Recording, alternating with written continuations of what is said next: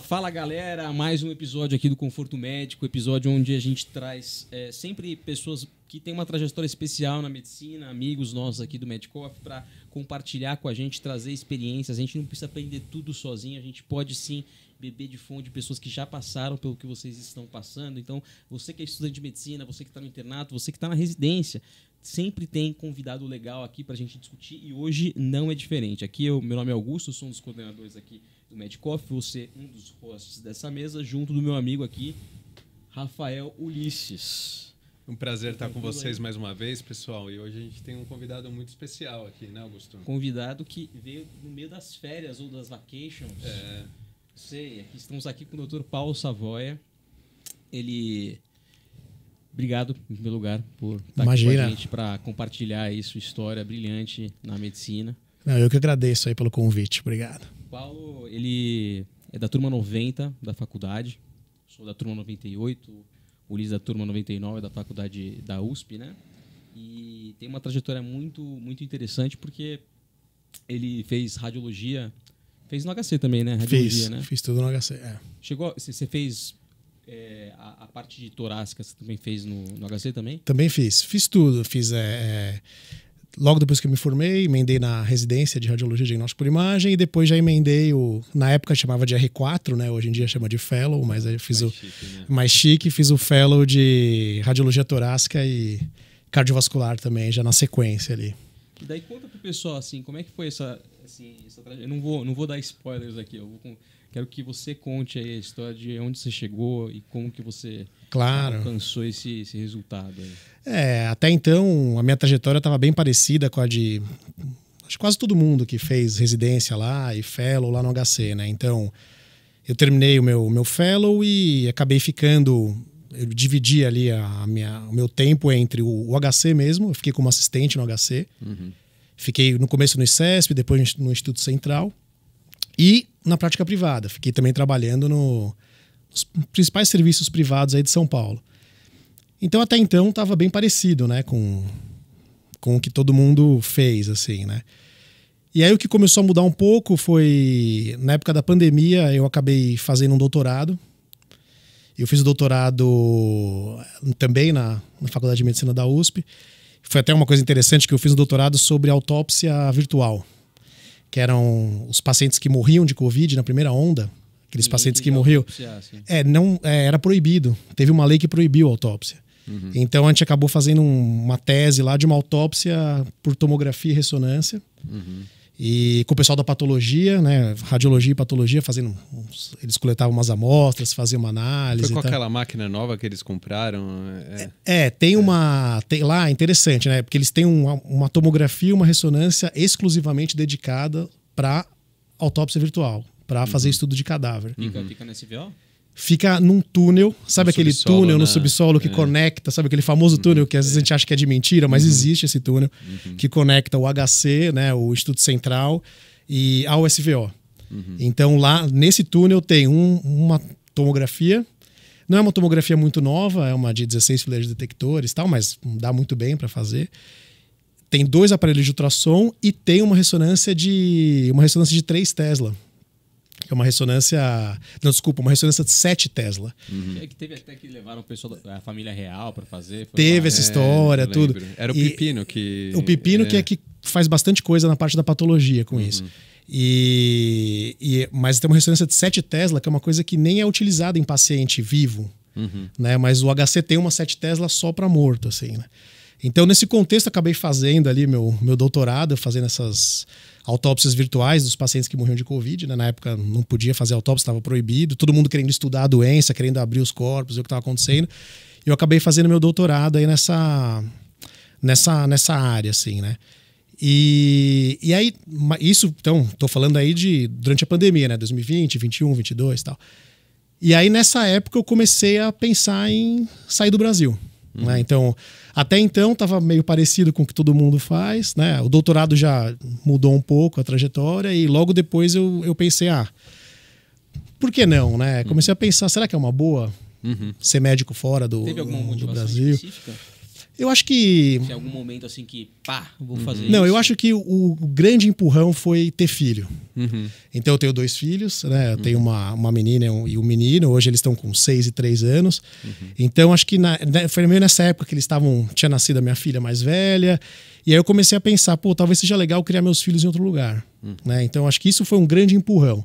E aí juntou isso com diversas questões que eu não vou entrar aqui em detalhes, mas questões políticas, econômicas, enfim, do Brasil como um todo. Incertezas gerais, né? Incertezas gerais. Independente da sua inclinação política, o Brasil é um país instável, né? Politicamente. Isso. Em relação a isso. Independente do lado, enfim, que você se posiciona, eu acho que eu comecei a achar que talvez seria melhor sair, outro né? rumo, né? E aí eu comecei a querer me informar. Bom, como é que faz para um radiologista, então, ser médico fora, né? E aí eu comecei a procurar outros países, conversei com alguns colegas que estavam na Austrália, conversei com gente que estava na Europa, né? E aí eu descobri que a radiologia brasileira, ela é muito bem aceita no mundo inteiro. E tem brasileiro no mundo inteiro sendo radiologista, assim. Então, você conversa com um amigo, você acha alguém em qualquer país, assim. E eu comecei a conversar com as pessoas e tal, e aí nessa eu achei que os Estados Unidos fazia mais sentido. Eu achei que os Estados Unidos, a questão de remuneração médica lá é muito boa comparado com outros países, principalmente a Europa e tal. E achei que é um lugar legal, assim, que eu poderia tentar. A maioria dos lugares da Europa nem se compara, né? Eu tenho alguns colegas meus que... Uma amiga minha que virou endocrinologista na Europa. Assim, a qualidade de vida em geral é muito boa, mas você não consegue, assim, se você tem uma expectativa de que você vai juntar dinheiro, não vai acontecer. Em termos de remuneração, os Estados Unidos é imbatível. Estados Unidos é imbatível. Então foi meio por isso. Também eu acho que, por exemplo, eu cogitei também muito ir para a Austrália, mas eu acho que a Austrália, apesar de ter certas semelhanças com o Brasil, já é mais longe, já não tem tanta gente. Então, assim, Estados Unidos, de certa forma, é relativamente perto, né? Mais ou menos, assim. E, de certa forma, eu acho que a nossa cultura é mais ou menos parecida, ou pelo menos muito influenciada, né, pela cultura americana, então não é um lugar muito difícil de se adaptar. Né? Então, juntando tudo isso, eu falei, bom, vou querer... Então, beleza, vamos para os Estados Unidos, né? Então, decisão em família, né, que isso é uma coisa também, isso é uma outra coisa importantíssima, assim. Não basta só você querer se mudar, né? Você tem que ver se... Enfim, sua mulher, seu marido, se também quer, assim, tem que pensar nos filhos, o que você vai fazer com seus filhos, tal. Então...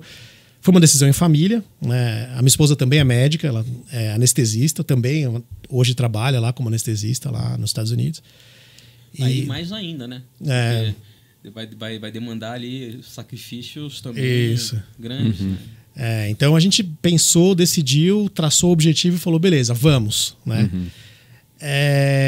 E aí, né, fui começar a querer me informar, como é que faz? Né? E aí, quero ser radiologista lá, o que eu tenho que fazer? Então, basicamente, existem 2 vias principais para você exercer radiologia nos Estados Unidos.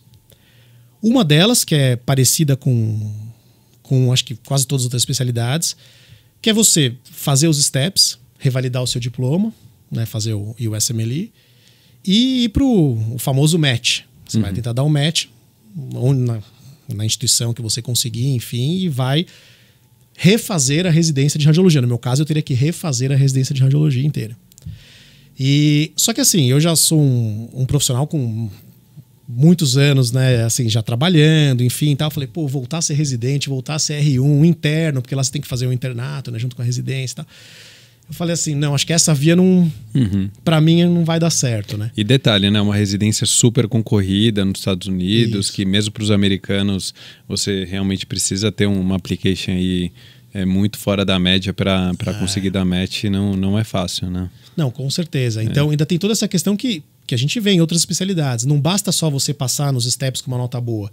Você teria que fortalecer seu currículo. Então, publicação, teria que, de repente, fazer estágios, fazer, de repente, até um research fellow, fazer networking e tal. Então, era uma coisa que eu olhei e falei, bom, acho que não faz sentido para mim. Talvez se eu fosse mais novo, tal, mas para mim não fazia muito sentido. E foi aí que eu descobri o famoso alternate pathway, né? A via alternativa para você ser radiologista nos Estados Unidos. E eu descobri que tem muitos brasileiros que seguiram essa via, muitos brasileiros seguiram essa via. Então, até uma coisa que é legal para você tirar dúvida, conversa, tal. E aí eu resolvi ir atrás dessa via do alternate pathway, né? Então, como funciona o alternate pathway? Na verdade, você não precisa refazer a sua residência. você tem algumas variações, mas você pode fazer fellowships.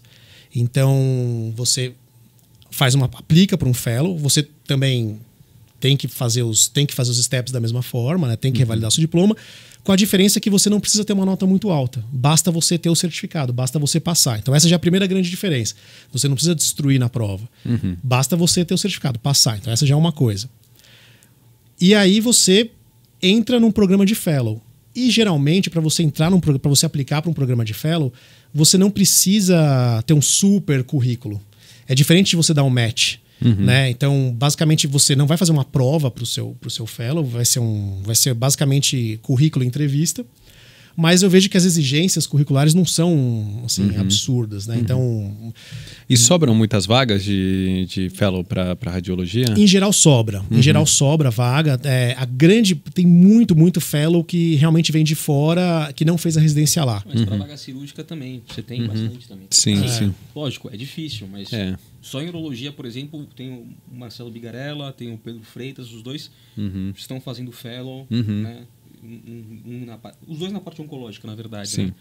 E conheço várias histórias assim e frequentemente existe oferta de emprego, né, depois do fellow, se você desempenha bem, né? É que tanto radiologia quanto urologia são especialidades que, assim, ao meu ver, nos Estados Unidos os profissionais se formam na residência e muitas vezes eles já entram para o mercado de trabalho sem necessariamente querer se subespecializar em áreas, né? Tem outras áreas, por exemplo, fellowships de internal medicine, né, que são fellows super concorridos que muitas vezes é difícil para um estrangeiro conseguir fazer essa subespecialização para depois tentar um alternate pathway, uma licença acadêmica. Agora eu vejo que radiologia, uro, por exemplo, são fellows que realmente existe essa porta de entrada para o estrangeiro. Tem muito estrangeiro, né, nos fellows. E então o alternate pathway basicamente você faz, né, 4 anos, então uma via que dura 4 anos. E você pode fazer 4 fellowships, né? Você pode fazer na mesma área, tem gente que repete o fellowship, o cara faz, sei lá, 2 anos de neuroradiologia, depois um de abdômen, um de tórax, enfim e tal. Você pode fazer, então, os 4 anos como fellow, e no final dos 4 anos você presta a prova de título. O famoso board. O famoso board, né? O board lá do American Mais College. uma provinha. Mais uma provinha. Médico tem que gostar muito de estudar. Deixa eu falar, você é estudante de medicina, você gosta de estudar? Minha avó perguntava isso, né? Assim, médico gosta muito de estudar. Ela tinha toda a razão, viu? Com certeza. Eu achava que não, porque a gente acha que a gente fez FUVEST, que tá tudo resolvido ali, né? Na FUVEST, que é a última prova que a gente vai fazer da vida. E eu lembro quando eu prestei a prova de título aqui, a prova de título de radiologia aqui do Colégio Brasileiro de Radiologia, eu lembro que eu pensei, essa foi minha última prova. Aposentei. Ledo engano, né? Porque pra frente, né, tinha todas essas outras provas. E aí, no final, você presta o board, né, de radiologia e aí você vai ser um radiologista board certified. Agora, você pode fazer, então, alternate pathway como 4 anos de fellow, mas você pode também mesclar anos de fellow com anos de attending. E isso é uma coisa que tem acontecido muito recentemente com radiologistas, especialmente radiologistas já assim com mais experiência e tal. Então, às vezes, o cara faz 1 ano de fellow, e de repente ele é contratado como attending no 2º ano ou no 3º ano, e aí ele termina os 4 anos como attending e presta a prova no final do mesmo jeito, né? E aí você vai ser board certified do mesmo jeito. No meu caso especificamente, então, quando eu decidi ir para os Estados Unidos e estava conversando com as pessoas, né, ativando o networking, a gente sabe que nos Estados Unidos o networking é muito importante, né? Então, falando com as pessoas que estavam lá, pessoas que já tinham trabalhado comigo, que estavam nos Estados Unidos, tal, não sei o quê. Acabou que surgiu uma oportunidade para eu ir direto como attending. Então, acho que pelo meu currículo, pela minha experiência, pelo meu networking, enfim, eu acabei sendo convidado pela Universidade de Iowa para entrar direto como attending. Então, sem precisar fazer fellow. Provavelmente tinha uma demanda ali específica. Isso, uma demanda específica. Essa área especificamente que eu faço, que é cardio e tórax, é uma área tem muita demanda. Muita demanda. Então, acabou surgindo essa oportunidade, né? Me convidaram para entrar direto como attending lá. E aí eu fui. Né? Então, eu fui como attending. Então, eu ainda estou no processo da via alternativa, então eu não completei. Mas a minha ideia é justamente, no meu caso, eu não vou fazer fellow nenhum. Eu vou fazer 4 anos como attending. E você pode antecipar essa prova do board? Não, na verdade Vai você fazer tem... ela daqui a alguns Você anos tem que mesmo. fazer... Tem uma parte do board que é o chamado o Core Exam, que você pode fazer um pouco antes, mas as provas finais mesmo você pode fazer só no final mesmo, quando você termina os 4 anos. Até porque a universidade ela tem que fazer um plano, ela tem um documento que ela faz. Olha, esse médico estrangeiro está fazendo Alternate Pathway, o plano dele vai ser... Os 4 anos vai ser isso, e depois ele está apto a prestar a prova. Vai se tornar board eligible, né? E depois board certified se passar na prova. Né? Então, no meu caso, foi um pouco diferente, porque acho que pela minha experiência, currículo e tal, eu acabei entrando direto como attending, né? Mas eu conheço muita gente que às vezes faz um ano de fellow, vira attending, porque como às vezes a pessoa já tem muita experiência aqui no Brasil, então às vezes já é um radiologista com uma experiência numa determinada área, o cara chega lá, faz um fellow, às vezes a própria instituição reconhece e fala, pô, não tem por que deixar esse cara fazendo fellow, ele já, às vezes até melhor que os attendings lá. Então vamos absorver esse cara. Frequência nos Estados Unidos. Né? Então assim, aí vem brasileiro, vem aqueles indianos também que operam, cara, é impressionante. Todo vídeo que eu precisava de alguma cirurgia tinha algum indiano lá no YouTube que já tava descrevendo lá tudo, assim, eles operam muito, né? Eles vão pra lá. Bem, o maior volume de câncer de próstata é do Patel, né? Que é um indiano fenomenal, assim, você vê os vídeos dele. É isso, né? Então, a ideia do Alternate Pathway é você não precisar refazer a residência, você vai fazer fellowships ou attending, né?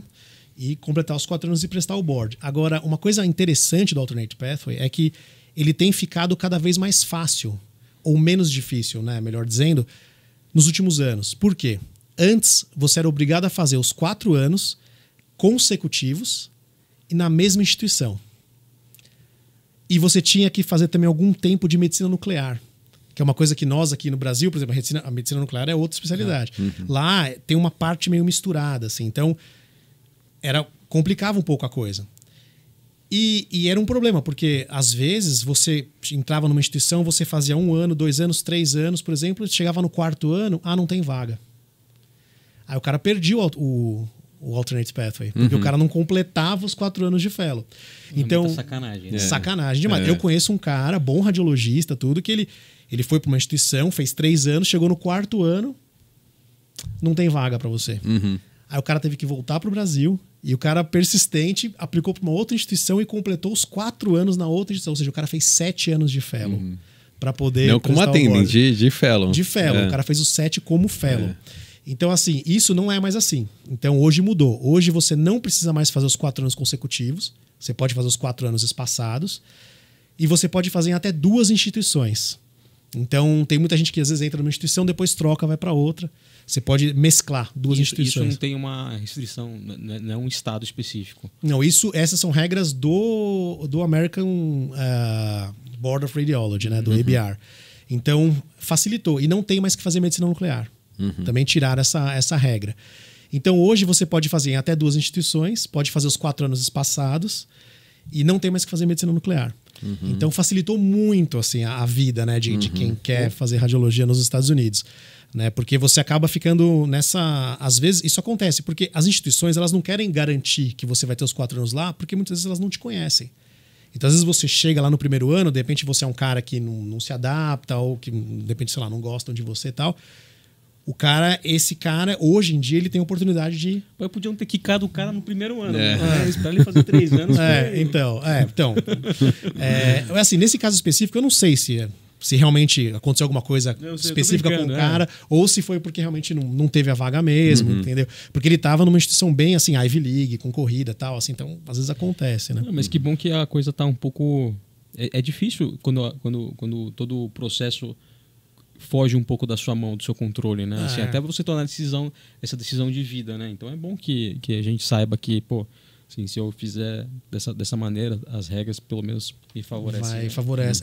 E é tudo muito claro. Então, o ABR, ele até publicou recentemente um artigo lá com todas as regras, bem claro, o que pode, o que não pode, o que aceita, o que não é, tal. Então, assim, é bem claro. Tem outras especialidades que eu já fui ver que o Alternate Pathway é uma coisa meio obscura, assim, sabe? Vamos analisar caso a caso. Então, assim, na radiologia, eu acho que até por essa demanda de radiologistas que eles têm lá, é bem claro o processo e e tá ficando mais fácil, né? Assim, o menos difícil. Vamos falar menos difícil porque acho que fácil nunca é. Mas então as coisas estão mudando lá. E só uma curiosidade, assim. Você comentou que a sua esposa também já está trabalhando como anestesista lá. Também foi um alternate pathway? Isso. Ela também vai entrar no alternate pathway da anestesia. Né? Também é uma outra via. Tem uma transparência assim, similar? Assim, ou tem... Eu acredito que sim, mas para ser sincero, eu não conheço muito assim, o alternate pathway da anestesia. Mas ela também está como attending. Ela também recebeu um convite para entrar como attending lá. É muito legal. Então ela atua como attending e ela também é a mesma coisa. Ela está seguindo o caminho para prestar a prova de título lá com uma via alternativa também. E a sua recepção, assim, como profissional? Você chegou, já tinha aquela quilometragem e tal, foi uma coisa dificultosa? Você achou difícil? Como é que foi essa experiência? Então, essa é uma pergunta interessante. Assim, no começo eu estava meio receoso até, né? Porque, afinal de contas, assim, é outra língua, são outras pessoas, outros serviços e tal. Mas eu acho que, na verdade, é aquela velha história, né? Se você chegar e mostrar que você conhece, que você sabe o que você está fazendo, então acho que as pessoas te respeitam, assim, né? Então, no meu caso, foi tranquilo. Eu não tive nenhuma, assim... Obviamente, a parte da língua é uma coisa que você tem que se adaptar um pouco, tal. Ainda mais no meu caso, eu não tive o meu treinamento de fellow lá. Né? Eu fui direto como attending, então já cheguei laudando em inglês, já cheguei chegando. Então, assim, é uma realidade um pouco diferente. Mas mesmo assim, eu acho que foi tranquilo, assim, não teve nada muito fora, assim, não teve nenhuma grande pedra, assim, no caminho. E eu senti que o pessoal respeita, assim, porque você chega, então, você já chega, já participa de tumor board, você já chega, já te colocam para dar uma aula. Então, assim, eu acho que se você chegar e fizer um trabalho bem feito, o pessoal já reconhece, entendeu? Eles reconhecem, assim, e vai bem, assim, né? Então... Você acha que o fato de estar associado a uma instituição acadêmica faz diferença, assim, em relação ao dia a dia? Não, com certeza. Então, isso é uma outra coisa importante de falar, porque, assim, eu fui para uma instituição acadêmica, né? Então, e o Alternate Pathway geralmente é feito em instituição acadêmica, né? Então, eu provavelmente não poderia ter ido para uma instituição da prática privada, né? Então, eu acho que faz diferença, né? Porque basicamente o que eu faço lá, até falo com as pessoas, o que eu faço lá é o que eu fazia aqui. Então é muito parecido com a minha rotina que eu tinha aqui no Brasil.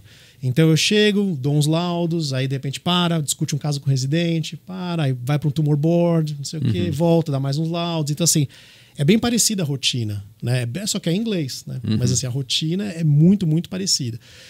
O estilo de laudo é muito parecido, né? Então tem alguns lugares nos Estados Unidos que eles têm laudos estruturados. Que é assim, sei lá, fígado aumentado, sim ou não, nódulo, sim ou não, é uma coisa estruturada. Onde eu estou na Universidade de Iowa, não. É um laudo parecido com o laudo aqui do Brasil, que é um laudo mais descritivo, assim, né? Então você descreve o órgão, descreve a alteração e tal. Então é parecido. Então eu não tive muita dificuldade de adaptar, assim, né? A diferença é que eu só tive que mudar a chavinha do português para o inglês, assim, né?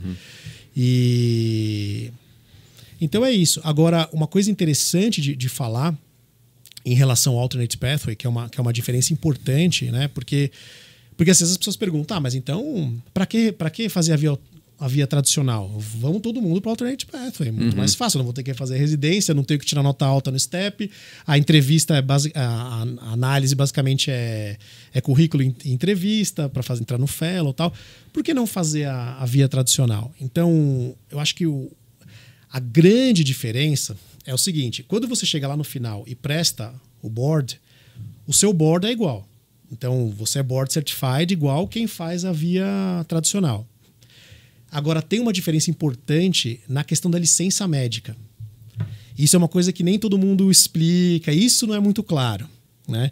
Porque o que acontece? Quem faz a via tradicional e passa no board, ele vai ter uma full license de radiologia para ele atuar naquele estado que ele fez a residência e, se ele quiser transferir para outros estados, beleza. E essa é a grande vantagem de você ser board certified, né? Essa é a grande vantagem de você ser board certified. Se você vai pela via tradicional, beleza, você consegue mudar de estado fácil. Agora, qual que é a diferença do Alternate Pathway? Esse que eu acho que é o grande... O pulo do gato. O pulo do gato. O Alternate Pathway funciona da seguinte maneira. O seu board certified é igual, o seu certificado vale igual. Agora, a sua licença médica, ela vai estar atrelada àquele estado onde você fez o seu Alternate Pathway. Mas nem é a instituição, é o estado mesmo. É o estado. E Você gosta de Iowa? Eu gosto de Iowa. Eu gosto bastante. Mas aí qual que tá o problema? Você pode transferir para outros estados? Pode. Mas é um pouco mais complicado. Então, como funciona? Por exemplo, geralmente, uma das regras, e isso sim, não é uma regra assim, super rígida. Eu conheço gente que já conseguiu mudar de estado de outras maneiras e tal. Mas a regra tradicional é, cada estado ele vai verificar, daqueles 4 anos de fellow que você fez, quantos são ACGME accredited. E cada estado tem uma regra. Então, por exemplo, você está num estado que, digamos que você fez... Porque, assim, é muito raro você fazer os 4 anos ACGME accredited.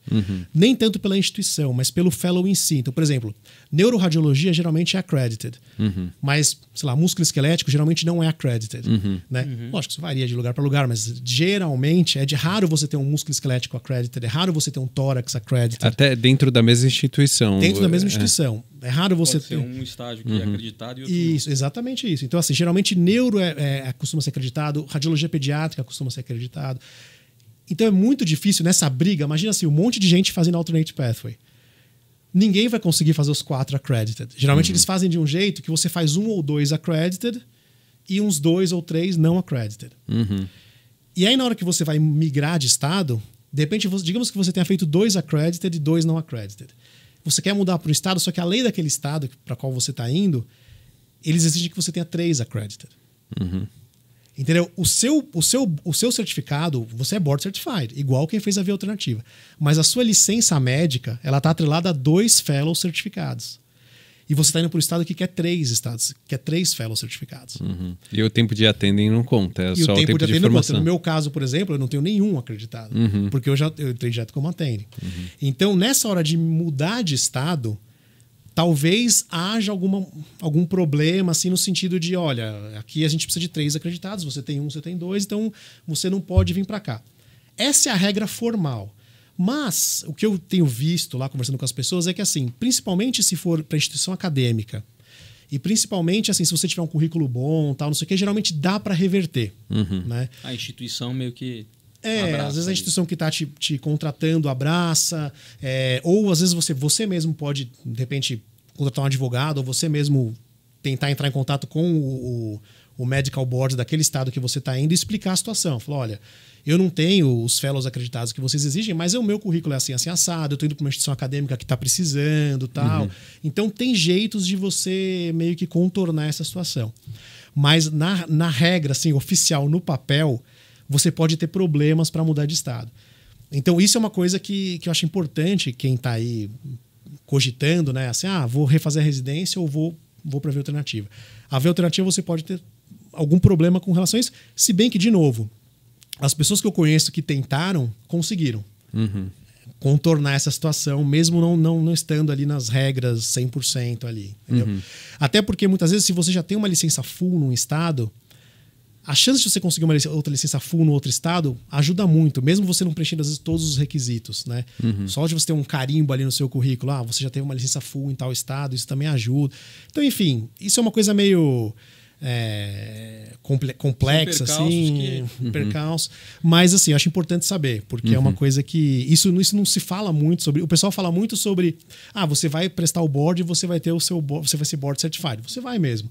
Mas a sua licença médica pode ser que seja full somente naquele estado que você fez o alternate pathway. Né? Então, isso é interessante. Mas você considera isso um problema em particular para você, assim, na sua atual circunstância? Não, na minha atual circunstância não, porque assim, eu gosto de Iowa, então assim, é um lugar que eu gosto de viver, assim, eu não tô querendo sair de lá, assim.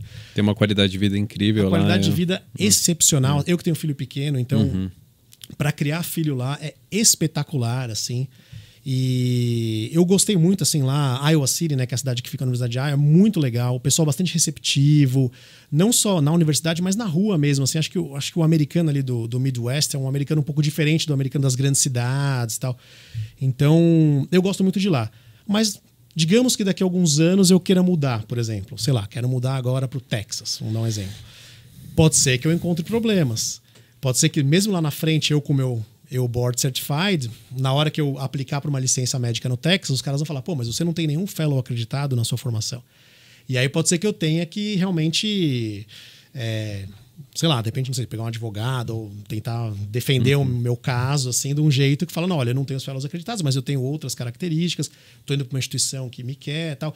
Eu sei que quando você vai para uma instituição acadêmica, universitária, assim, as coisas parecem ser mais fáceis do que quando você vai para a prática privada. Né? Tem, inclusive, obviamente, né, por causa das questões que todo mundo vê em noticiário, né, sobre deportação de imigrantes, etc., por causa do governo atual, que é um pouco mais protecionismo em relação a isso.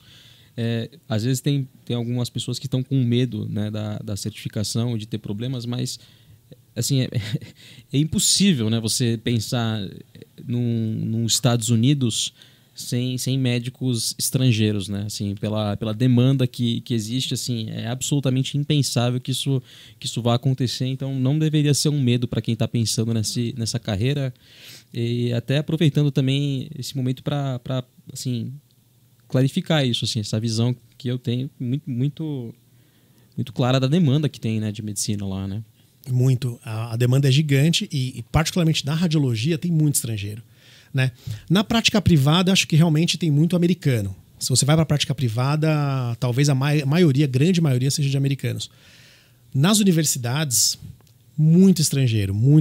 Assim, eu tô falando, assim, eu conheço gente em muito lugar dos Estados Unidos, assim, e todo mundo que eu converso, o panorama é meio parecido. Assim. Pode ser Ivy League, não Ivy League, universidades com mais prestígio, menos prestígio. Você conversa com todo mundo, assim, muito estrangeiro. Você tem uma ideia do percentual no departamento de radiologia lá em Iowa? Olha, lá em Iowa, eu chutaria que com certeza mais de 80% é estrangeiro. 80%? Dos attendings. AMGs. AMGs. Acho que mais de 80%, assim... Eu chutaria no máximo 50%. É muito estrangeiro. São poucos americanos mesmo. Inclusive o chair da Universidade de Iowa de radiologia é brasileiro. Já está lá há 20 anos, já é cidadão americano, tal, mas assim, ele originalmente é brasileiro. Então também, assim, você vê que eu acho que a radiologia especificamente é uma especialidade que é mais aberta. AMG friendly, né? AMG friendly, é muito AMG friendly. Acho que talvez a gente não tem muito contato com o paciente, a gente fica mais ali, né, nos bastidores, então assim, mais na retaguarda, então assim, ninguém vê a nossa cara, então acho que tudo isso meio ajuda um pouco a ser uma especialidade mais AMG friendly, assim, né? Eu vejo muito estrangeiro lá, estrangeiro do mundo inteiro, assim. Mas até sobre essa questão de AMG friendly, assim, de todas as histórias que como a gente está compondo, né, essa parte muito bravamente, muito fortemente aqui com o Ulisses, né? Então a gente acaba convivendo muito com essas histórias, né, de certificação. Assim, obviamente que existem especialidades que são mais difíceis, mas nenhuma é impossível não, né? Não. Eu acho que essa questão do alternate pathway muda um pouco de especialidade para especialidade, demanda para demanda, mas eu acho que de uma forma geral o panorama é muito favorável para quem é AMG e está querendo migrar, né? Mas eu acho que a radiologia ainda é um exemplo fora da média. Eu acho que em termos de facilidade de você conseguir exercer a medicina sem refazer a residência, né? Eu acho que o caminho é muito claro, como você falou, são os 4 anos de clinical fellowship, os 4 anos de attending, você se torna board certified, que tem uma série de vantagens, como você falou. Eu acho que nesse sentido a radiologia ainda é uma especialidade que a gente vê muitos médicos como o Paulo, né? É muito... Eu acredito que sim. Acho que nada é impossível, né? Acho que eu conheço gente de praticamente todas as especialidades que, de certa forma, conseguiram. Mas a radiologia é muito realmente... Inclusive, eu tenho lá em Iowa, tem 2 residentes brasileiras de radiologia que eram cirurgiãs aqui no Brasil. Elas não queriam mais ser cirurgiãs, queriam se mudar para os Estados Unidos. Elas falaram, qual especialidade eu escolho? Né? Então, já que eu vou ter que mudar de especialidade, qual especialidade eu escolho? E aí elas escolheram radiologia por causa disso. Porque falaram, uma especialidade que eu vejo que tem mais facilidades, tal, assim, e acabaram indo para radiologia. Né? Assim, já eram pessoas que não é que eu tô falando que foi para radiologia porque não conseguiu ser cirurgiã lá. Não é isso. Foi uma opção de Provavelmente carreira, elas né? já não queriam, já estavam meio querendo deixar de ser cirurgiãs, queriam se mudar para os Estados Unidos, por motivos pessoais, particularmente essas duas por motivos pessoais. E aí elas acabaram escolhendo a radiologia e como elas não tinham feito radiologia aqui no Brasil, elas optaram por seguir a via tradicional, porque elas não poderiam fazer alternate pathway porque elas não eram radiologistas. E falando nisso, se você pudesse falar um pouco da especialidade em si nos Estados Unidos, em termos de carga horária, remuneração, acho que isso é legal, o pessoal tem bastante então, dúvida nesse sentido. Isso é bacana. Eu acho que assim, a grande... acho que, vamos lá, a primeira grande diferença que eu vejo, comparando, eu que fui radiologista aqui muitos anos e agora sou radiologista lá, primeira coisa, lá você trabalha em um serviço só. Muito raro você encontrar alguém que trabalha em 2 lugares, 3 lugares. Aqui no Brasil tinha uma época que eu estava trabalhando em 4 lugares. Então, essa acho que é a grande diferença. Lá geralmente você fica em um lugar só. Tinha tanta carteirinha em casa de hospital. Então, não, você... Meu carro parecia um cabideiro, assim, com um monte de carteirinha, cara. Às vezes você sai de casa, você, hoje é terça, hoje eu vou pra onde? Hoje é aquele lugar, aí você vai pra... Então, assim, lá já você vai num lugar só, acabou, aquele é o seu lugar e pronto, assim, né? No dia a dia, como eu falei, no meu caso, né, eu que laudo mais tórax e cardio, é bem parecido, né, o dia a dia, assim, que eu fazia no Brasil, que eu fazia aqui. A carga horária lá é um pouco menor, então lá o meu horário é das 8 às 5. Aqui, geralmente, a gente trabalhava das 7 às 7, né? Padrão, assim. Mas lá o que eu vejo é que eles trabalham mais. Eles trabalham mais, não em quantidade de horas, mas em intensidade. Então, fala assim, então aqui você trabalhava das 7 às 7, lá você trabalha das 8 às 5, lá você está trabalhando menos? Não, acho que lá eu trabalho mais. Porque lá realmente é tudo meio montado para você produzir, assim. Então... lá o pessoal não para muito para cafezinho, o pessoal não para assim, tem uma reunião, a reunião acabou, o pessoal já volta pro trabalho, não tem aquela coisa, não, peraí, vamos bater um papo aqui, não sei o que. Então, essas horas são intensas, assim, que você tá lá, você tá trabalhando. O almoço é um almoço mais corrido. Aqui no Brasil, muitas vezes, vamos almoçar lá, bate um papo, pega um café, não sei o que. Geralmente as reuniões do board entre as especialidades é durante o almoço, né? Isso. Geralmente você faz a reunião comendo, assim, né? Então... eu acho que essa é uma grande diferença assim, no dia a dia, né? A questão de carga horária. Agora, com relação à especialidade em si, tem algumas diferenças dependendo da sua subespecialidade. Então, por exemplo, o que a gente estava comentando aqui antes, né, de começar, ultrassom. Então, aqui no Brasil, quem faz ultrassom é médico, né? Aqui no Brasil, o ultrassom ele é um ato médico, o ultrassom diagnóstico, né? Então, e lá não. Lá quem faz ultrassom é um técnico, é um technician. Ele faz o ultrassom e o radiologista ele lauda as imagens que um técnico fez. Então, em geral, eles são muito bons lá, pelo menos a minha experiência na Universidade de Iowa, assim, eu não trabalho com ultrassom, não laudo ultrassom lá. Mas o que eu vejo ali das pessoas e comentando com os colegas, eu vejo que eles são muito bons, os técnicos. Eles fazem o exame muito bem feito lá, as imagens muito bem feitas, eles mandam vídeos, tudo, e aí o radiologista ele vai ver as imagens que o técnico fez e vai assinar o laudo. Nada impede que ele vá lá e olhe com a mão dele e tal, mas assim... em geral, isso é uma grande diferença. Eu recebo muita mensagem de colega que aqui no Brasil só faz ultrassom. E aí ele me liga e fala assim, tô querendo ir para os Estados Unidos, como é que eu faço? Não sei o que, não sei o que lá. Eu falo, olha, mas acho que vai ser um pouco... Em primeiro lugar, largue o probe. Então, em primeiro lugar, você vai ter que desenvolver uma alergia ao gel.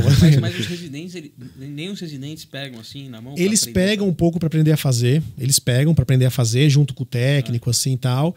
Mas na prática eles ficam mais laudando também, assim, né? Mas eles pegam também, principalmente para procedimento, né? Radiologia intervencionista. É difícil até imaginar isso. É difícil. Eu trabalhava muito com ultrassom aqui no Brasil também. Eu tinha lógico, minha especialidade cardiotórax, mas eu tinha uns períodos de ultrassom que eu fazia e tal. Então lá realmente é bem... Então essa acho que é uma grande diferença. Então o cara que já é radiologista aqui no Brasil, que só faz ultrassom, ele talvez tenha um problema. Não problema, mas assim, talvez ele não consiga ir direto como eu fui, como attending direto. Provavelmente ele vai ter que fazer um fellow de alguma outra coisa para o cara se capacitar e tal. Então acho que isso muda um pouco, assim, né? Tem a questão da... Outra coisa que eu vejo de diferença, radiologia intervencionista.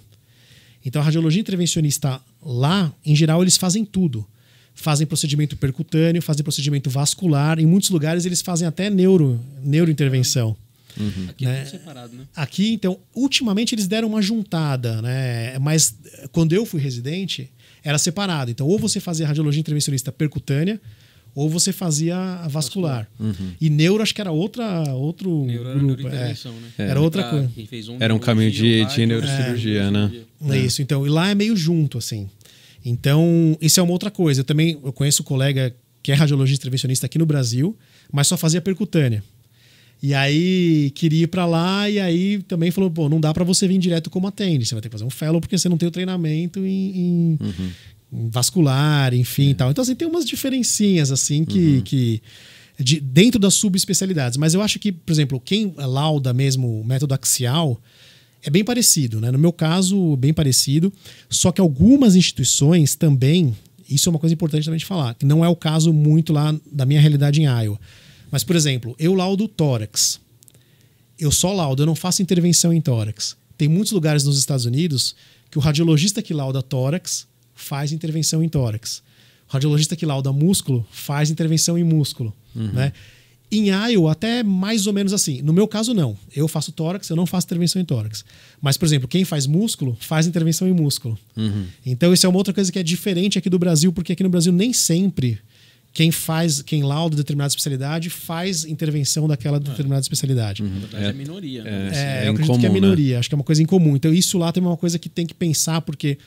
Até por isso, eu acho que, no meu caso de direto como attending, foi meio uma exceção. Né? A maioria das pessoas fazem pelo menos 1 ou 2 fellows. O que eu não acho ruim por causa disso. Para você pegar essas diferenças. Mão, né? Então, assim, sei lá, eu laudo músculo aqui no Brasil, mas não sei fazer procedimento de músculo.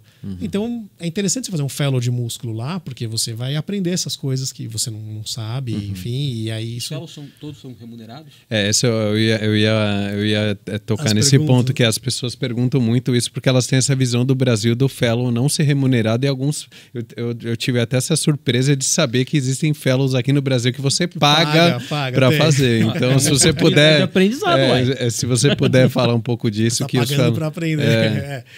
Então, lá, em geral, até onde eu sei, todos os clinical fellows são remunerados. Talvez research fellow não, mas os clinical fellows, em geral, todos são remunerados. Né? Em geral, o salário eu acho que varia um pouco de estado para estado, instituição para instituição, mas eu acho que fica ali na casa dos $70 mil ano. Mais ou menos, acho que até um pouco mais, porque... A questão do fellow, e eu falo bastante isso lá no Instagram, que o pessoal pergunta, é que o fellow lá, os Estados Unidos, o treinamento, você tem uma progressão salarial, né? Então, a radiologia, por exemplo, o PGY1 ganha X, e aí você vai para o PGY2, você ganha 2, 3 mil a mais, e aí o fellow é considerado uma progressão na escadinha da residência, né? Então, se radiologia são 4 ou 5 anos, perdão? São 5 anos. São 5 o primeiro anos, né? É o internato, né? O PGY1 o PGY são 4 anos. São 4 de radiologia mesmo. Exato. Né? E aí, então, o fellow ele é um PGY6 lá.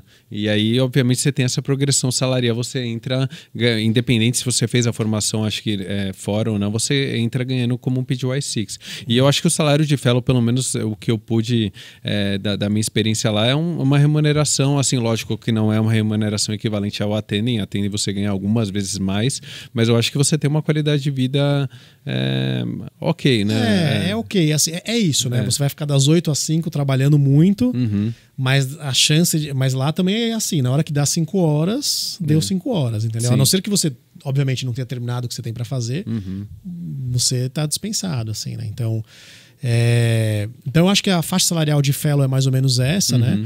E a faixa salarial de attending, aí varia muito se você está na universidade ou na prática privada. Eu acho que é por isso também que sobram, entre aspas, vagas para estrangeiro nas universidades. Porque, em geral, a prática privada paga muito o dobro do que a universidade. Né? Então, eu acho que assim, varia muito, né, de instituição para instituição, mas você tinha perguntado de salário. Então, o salário de um radiologista na universidade varia muito de estado para estado. Mas eu diria que está na faixa dos 300 altos, 400 baixos, $1.000 por ano. Bruto, né? Bruto, né? Bruto, vai descontar imposto. Só que se você for para a prática privada, você vai cair na faixa dos 600, 700 mil dólares ano.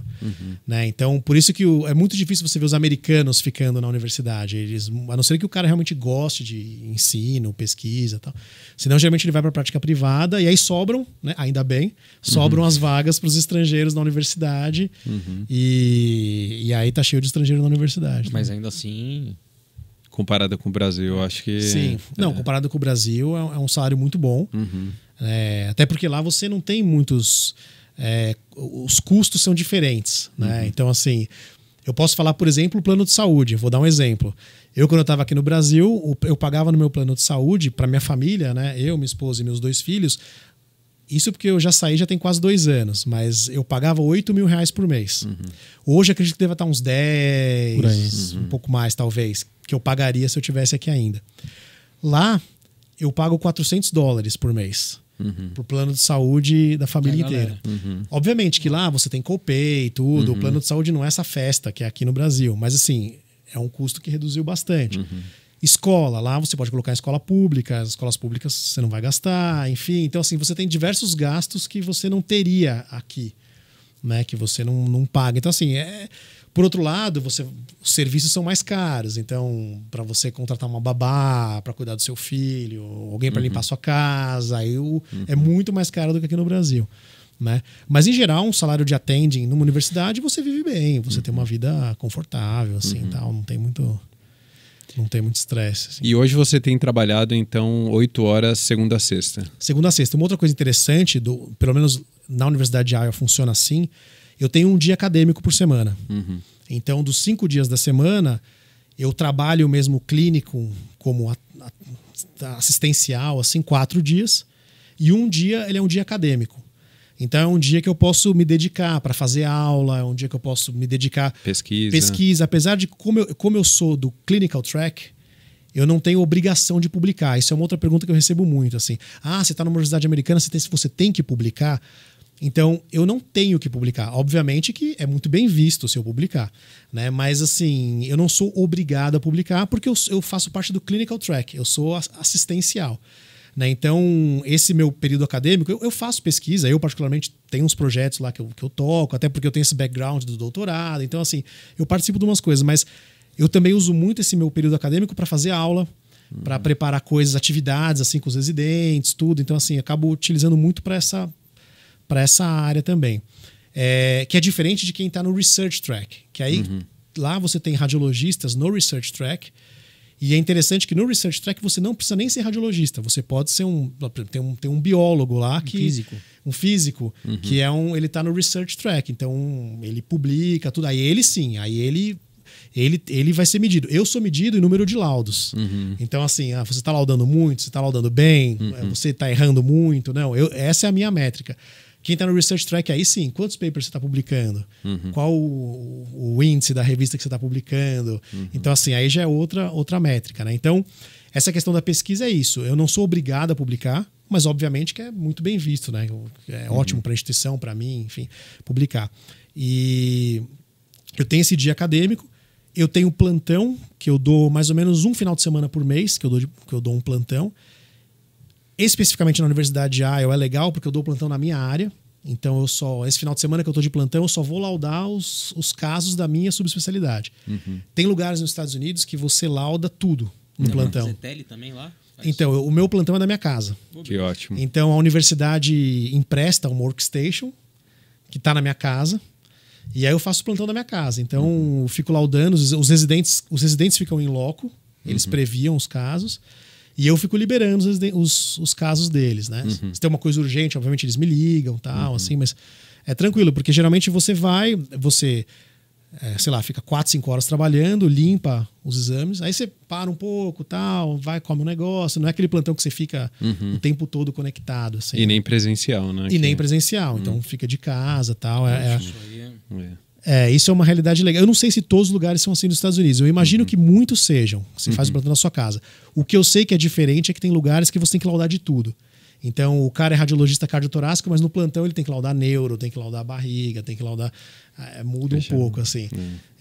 No meu caso, ainda bem, eu laudo só a minha subespecialidade. Então, isso melhor para mim, melhor para os pacientes, melhor para todo mundo. Né? E a teleradiologia lá nos Estados Unidos? O que você sabe? Se tem estrangeiros que fazem? Se tem essa possibilidade, depois de você ser board certified, de você talvez passar um tempo no Brasil? O pessoal às vezes me pergunta isso. Essa é uma pergunta interessante. A última vez que eu fui me informar sobre isso, você não pode laudar exames americanos estando fora do solo americano. Parece que até numa época, no começo, tinha umas histórias de radiologista, sei lá, o cara morava na Tailândia e laudava exames para os Estados Unidos. Isso, até onde eu sei, foi proibido. Então agora você tem que estar em solo americano para poder laudar exames americanos. E tem essa questão da licença também, que eu comentei. Então, por exemplo, se a minha licença é do estado de Iowa, eu não posso laudar um exame da Flórida. Então, isso dá uma certa limitada. Por isso que geralmente quem faz a via tradicional, que tem uma full license, o cara aplica para license em vários estados.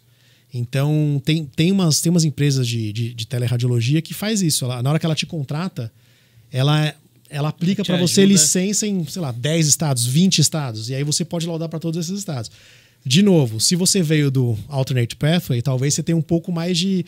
De novo, não é que é impossível, mas talvez você tenha um pouco mais de dificuldades para conseguir licença de outros estados. Mas eu conheço muita gente que fez o Alternate Pathway, tem a licença do seu estado e conseguiu full license em outros estados e trabalha para teleradiologia. Mas geralmente a teleradiologia é mais private practice e ela é mais dominada pelos americanos mesmo, assim, né? E as métricas de produtividade são absurdas, assim. Então, é muita produtividade, muito laudo, assim. Porque eu lá na universidade, eu laudo mais ou menos a mesma quantidade que eu laudava no Brasil. Não é uma coisa muito diferente, assim. Você não sente uma pressão por produtividade, assim? Não, porque aqui no Brasil também tem essa pressão, né? Eu acho que lá talvez lauda mais. Eu acho que se colocar na média, talvez eu laudo um pouco mais, mas não é uma coisa muito maior. Agora, o pessoal da Private Practice e teleradiologia, sim, eles laudam muito mais do que a gente lauda nas universidades, do que a gente lauda aqui no Brasil. E, de novo, outra coisa importante. Private Practice, teleradiologia, geralmente, ou você tem que contratar o seu seguro médico, ou a empresa tem que pagar o seguro médico para você, e, obviamente, aí ela vai te pagar menos o seu salário, por questão de processo. Dentro dos serviços universitários, muitas vezes a universidade te protege. Não que você pode fazer tudo o que você quiser, não é isso, mas assim, se você comete um erro, alguma coisa assim, muitas vezes só pelo fato de você estar dentro do guarda-chuva da universidade, isso te protege mais do que se você estivesse atuando numa prática privada, porque aí você meio que responde sozinho, né? Numa instituição universitária você tem ali a proteção da universidade, isso também, de novo, não é uma carta branca para você fazer o que você quiser, mas assim, é diferente, eu acho, que o peso você ser processado dentro de uma universidade. A universidade acaba sendo solidária, assim. Né? Solidária. Eu ouvi falar de casos até que você nem fica sabendo. Que, ainda mais se for coisa que não é muito grave, assim. Eu já ouvi até falar de casos que chega o processo lá, o advogado da universidade já meio que toma... já aciona o seguro, já paga o paciente. Você nem fica sabendo. Obviamente, se você fizer uma coisa grave, provavelmente você vai ser chamado para explicar, para se defender, enfim. Mas eu acho que essa também é uma outra grande diferença de ficar na universidade, né? Então, são os prós e contras aí. Né? E o treinamento em si? Obviamente você não fez o treinamento, mas eu acho que hoje você ajuda na capacitação dos residentes lá. O que você consegue fazer de paralelo com o treinamento nos Estados Unidos e aqui? Olha, eu acho muito parecido, para ser sincero, assim, comparando a realidade que eu vivi aqui no HC, né, que eu fui residente aqui, fiquei assistente aqui de muitos anos e estou sendo assistente lá agora, eu acho muito parecido. Então, geralmente o residente chega, ele previa os exames, ele vai laudar um monte, manda pro atende, o atende revisa, chama para discutir, olha, aqui você errou, tal, não sei o quê. Eu acho bem, bem parecido. Eu posso falar com a realidade do HC, né? Acho bem parecido. Aí tem aula, tem aula lá, no caso eles têm aula todo dia às 7 horas da manhã e todo dia ao meio-dia. Então, aqui no HC variava. Tinha época que tinha aula, depois os residentes falaram que não queriam aula, tiravam aula, depois falaram que queriam aula, colocavam aula de novo. Então, variava um pouco. Mas eu acho meio parecido, assim, de verdade. Acho que até comparando tecnicamente, assim, eu acho bem parecido, assim, o treinamento. Eu acho que hoje em dia está muito globalizado, assim, né? Até o pessoal, os residentes às vezes comentam, a primeira vez que eles vão para o RSNA, que é o maior congresso de radiologia do mundo, que fica em Chicago, é todo ano em Chicago. Os residentes às vezes chegam lá em Chicago, no maior congresso de radiologia do mundo, assistem umas aulas, depois chegam no final do congresso e eles falam, poxa, mas é igual ao nosso congresso da Sociedade Paulista lá, mesmo nível de aula, mesmo nível de casos. entendeu? Então, assim, não é uma coisa super diferente. Assim, acho que a coisa está globalizada, entendeu? Sim. Então, as aulas são parecidas, os casos são parecidos. Eu acho que tem especialidades que às vezes elas demandam mais de você estar num serviço que te ofereça, eu acho que especialidades cirúrgicas, por exemplo. Agora, eu acho que radiologia é realmente uma coisa que global, né? Eu acho que se você tiver num serviço que tenha bastante casos difíceis, complexos, como o HC tem aqui em São Paulo. Quem viveu no HC mesmo. E lá em Iowa também. Lá em Iowa também é um centro que drena muito ali do Midwest ali e tal. Então também drena muita coisa. Então, acho que se você está num serviço que tem casos complexos, acho que isso é o mais importante para radiologia. E outra coisa, os equipamentos também, né? Para qualquer área eu vou te falar, viu? Porque é o ouro mesmo. É o ouro. O ouro é você ter paciente complexo, você aprender a lidar com aquilo. E agora uma diferença que eu acho que existe, sim, é a questão do parque tecnológico.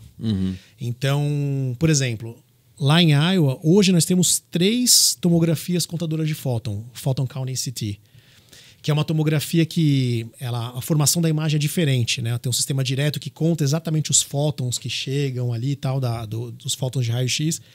Com isso você consegue ter melhor resolução e menor radiação. Então, só lá na Universidade de Iowa, hoje nós temos 3 photon counting CTs. E acho que vão trocar agora, vão chegar mais 4. Então, a gente vai ficar com 7 photon counting CTs. Aqui no Brasil, até onde eu sei, não existe nenhum photon counting CT em nenhuma instituição do Brasil.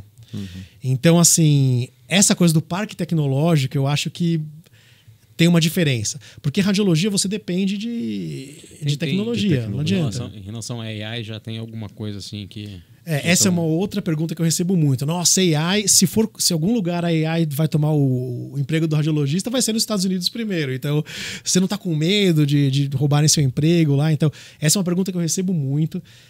O que eu vejo de AI lá nos Estados Unidos é a mesma coisa que eu vi aqui.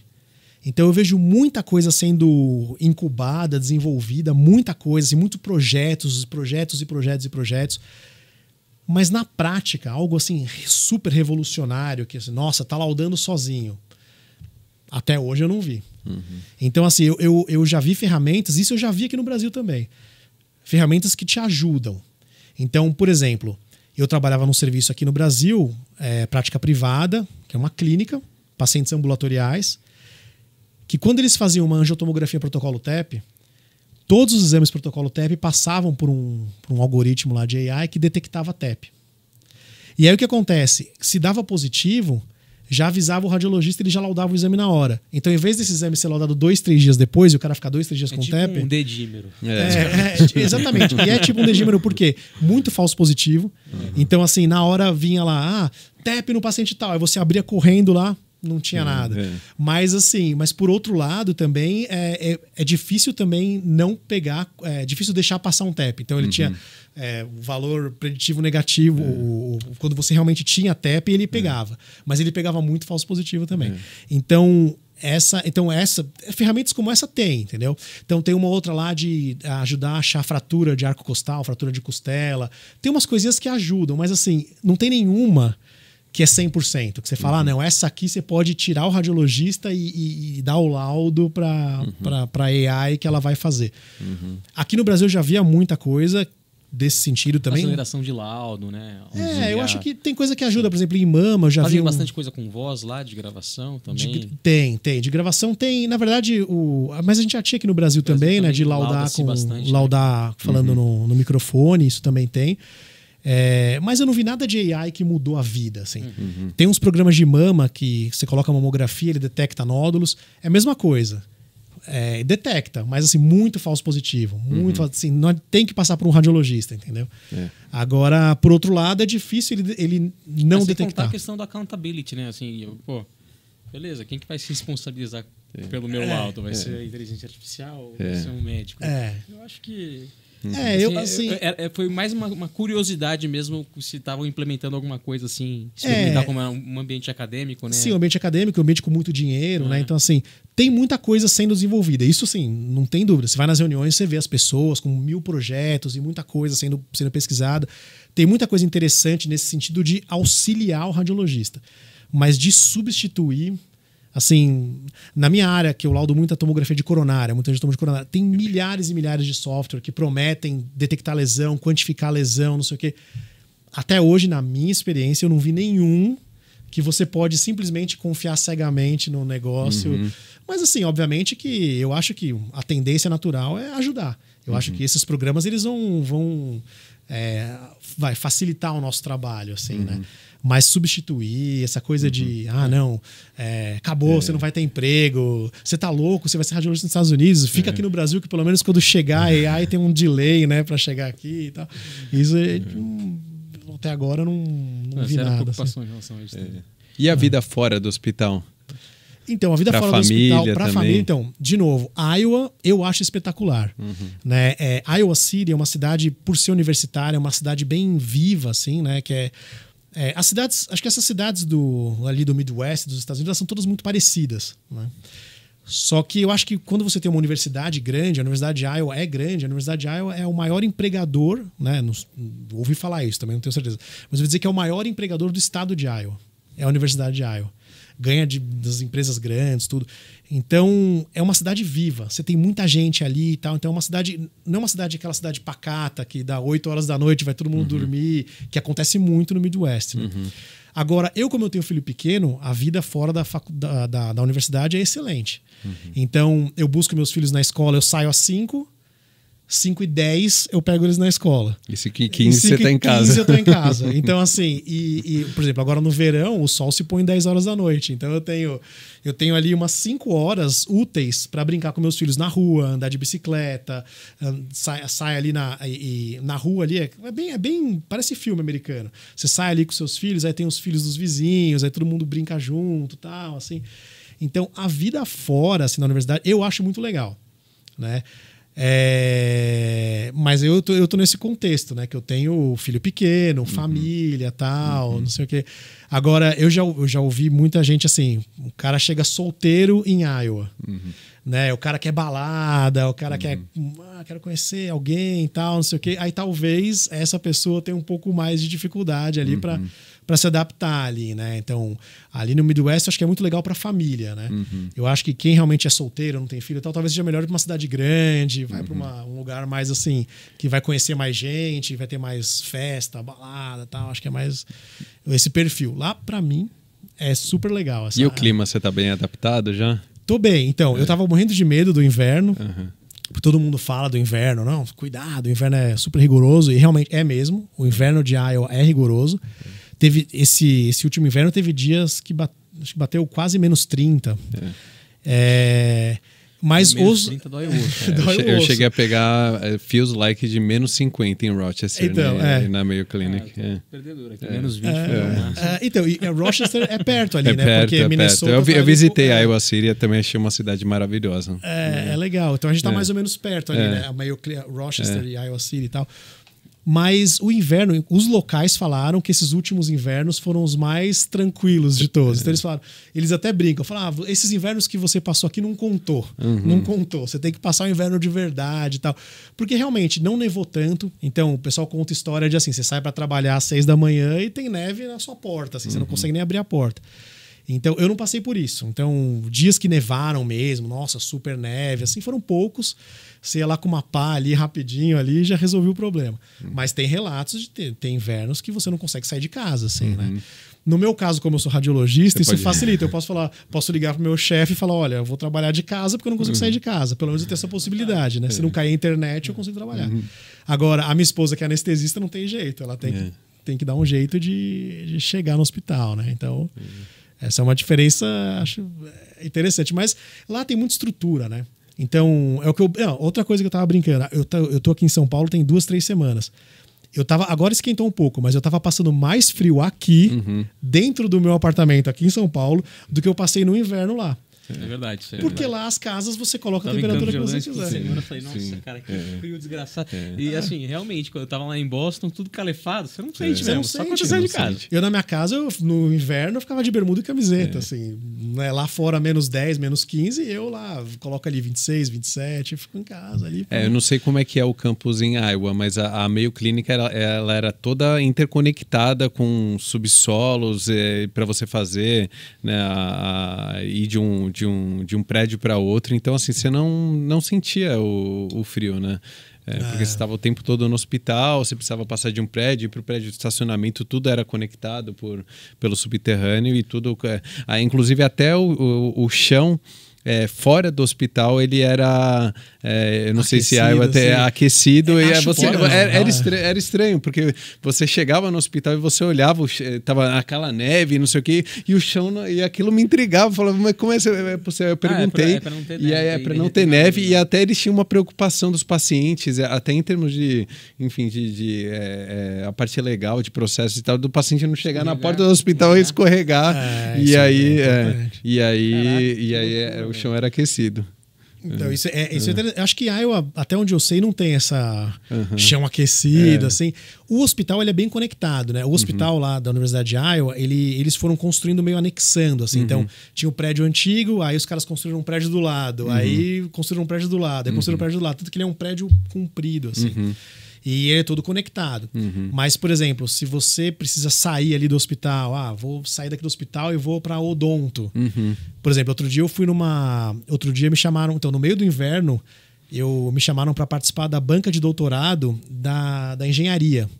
Então, eu tive que ir até a faculdade de engenharia da Universidade de Iowa, porque era uma tese que um cara estava fazendo um programa que captava movimentos visuais de um radiologista laudando. Então, precisava de um radiologista na banca, né? E aí eu fui convidado para participar dessa tese. E eu lembro que eu estava no inverno e eu tive que sair e ir para a faculdade de engenharia. E aí eu falei assim, não, vou ter que ir de carro, porque não dá. Eu peguei meu carro e parei perto lá na faculdade de engenharia, porque se eu fosse a pé ali, não dava, né? Eu era louco. Eu ficava andando de bicicleta lá em Boston, congelado. Nossa. Como eu não morria, eu não sei. É perigoso, assim. Não, aí você recebe alerta no celular, né? Quando tem aquelas freezing rain que congela tudo, você começa a receber alerta. Não saia de casa, não sei o quê, tal. Lá também é região de tornado, né? Lá é rota de tornado. Então, agora, inclusive, a gente tá mais ou menos na época dos tornados, né? Esse ano, até agora, não vi nenhum, né? Não recebi nenhum alerta e não ouvi falar de nenhum que passou lá perto, mas ano passado tiveram vários que passaram perto de Iowa City ali, assim. Aí você recebe alerta, todo mundo pro basement, cancela a aula na escola, não sei o quê, tal. Cancelar a aula por conta de clima eu vi algumas vezes. Eu acho que, eu não lembro exatamente o quanto, tinha uma temperatura que acho que era abaixo de menos 20 que... eu acho que é isso, é menos 20 Celsius. Eles cancelam, acho que é o risco de uma criança que está no ponto de ônibus, esperando o ônibus, dela ter hipotermia, que é muito rápido, assim. Então, acho que bateu menos 20, eles cancelam. E o que você faz com seus filhos quando... Então, bom, aí assim, eu tento negociar com o meu chefe... Problemas do primeiro mundo, né? Problemas do primeiro mundo. Assim, aí, às vezes eu tento negociar com o meu chefe e falo, olha, cancelaram a aula dos meus filhos, assim, então... Você prefere que eu peça um dia de férias ou que eu trabalhe de casa, né? Aí, até agora, ele falou, não, pode trabalhar de casa, pelo menos a gente não vai ficar desfalcado, né? Então, geralmente eu fico de casa.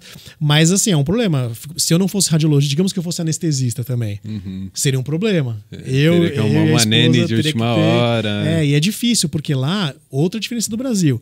Lá é difícil você ter uma nene o tempo todo, uma babá que fica o tempo todo, todos os dias, né? Porque é caríssimo.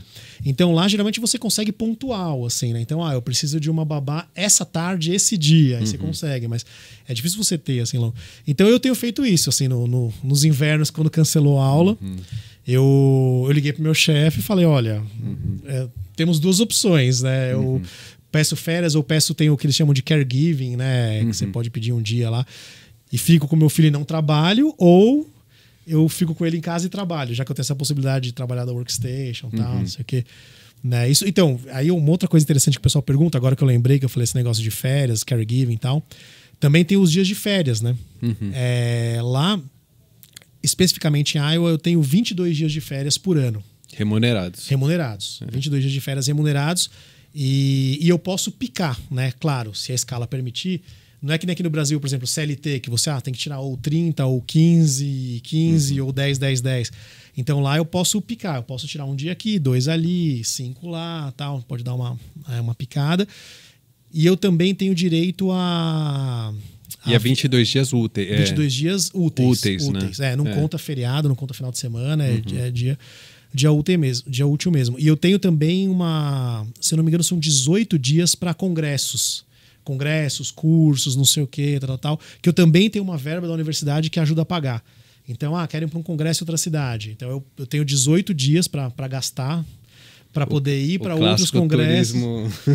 E tem uma verba, e tem uma verba que eles pagam para você também. Chicago todo ano.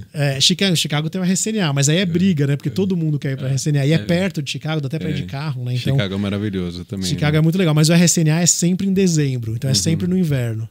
Então é muito frio, mas como ali é muito perto, todo mundo quer ir para a RCNA, porque é fácil, você pega um carro, 3 horas você tá em Chicago. Então todo mundo quer ir para a RCNA. Então a RCNA dá briga, mas os outros é mais fácil de conseguir, assim, né?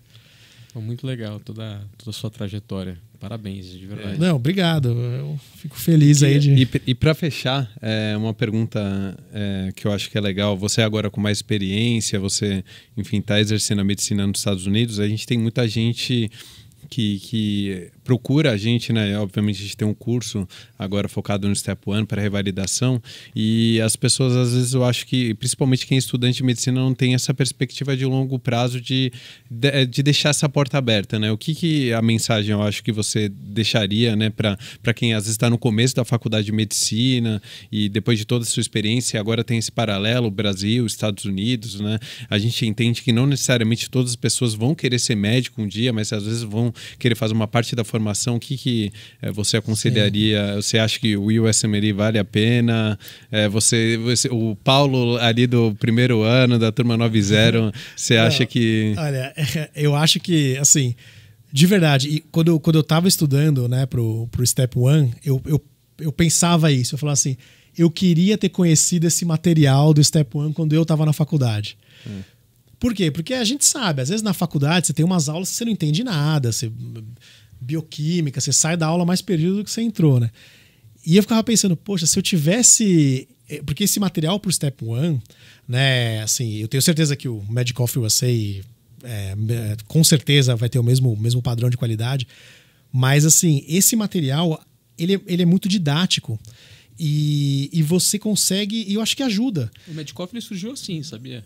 Surgiu para meio complementar. Assim, não, basicamente assim, quando eu olhei esse material, né, eu pensei, pô, era o KeyBank, né, assim, né, falei, cara, esses caras estão assim, anos-luz na nossa frente em termos de didática do material, isso. Assim, a maneira como que você faz.